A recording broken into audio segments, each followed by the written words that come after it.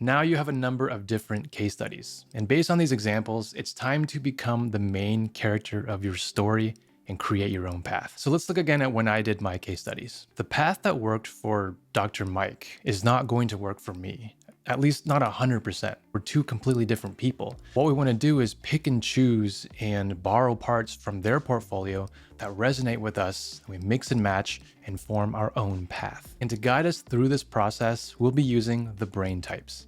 It's a framework that we've developed through research and experimenting on our own students. And the whole premise was to make the growth mindset fun and easy to apply. Our philosophy is that when things are hard, it's not that you're doing it the wrong way, you just might be doing it in a way that's wrong for you. So find a different approach that's more aligned with your brain type, try again, and eventually you're going to succeed. So there are 3 brain types, and you can follow the link below to take the test and get matched into one of the 3 clubs. And each type will suggest to you what your strengths are, what your weaknesses might be.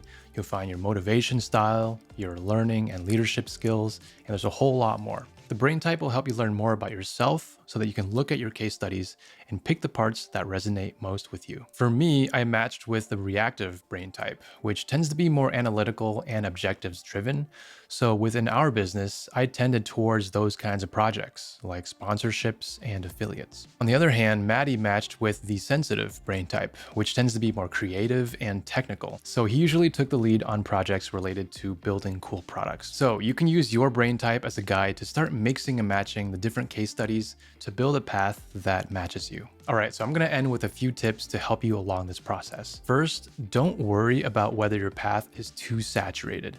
If a particular path has a lot of success stories, then that means the demand is there and it's a proven path. The hard way to start is to try to do something so different and so unique that there's no proven concept. You don't need to reinvent the wheel. Start with what works, and when you gain traction, then you can start to differentiate yourself. The second tip is to remember that when you're studying the top performers in your space, realize that it probably took them years to get where they are now. So don't compare your level 1 to their level 100. Everyone starts somewhere. So set realistic expectations, plan the course, and just get started. And finally, keep in mind that you're going to iterate as you go. So don't get too bogged down about trying to identify the perfect future self right now. Once you start working on projects and building out your skills, your path will become more clear.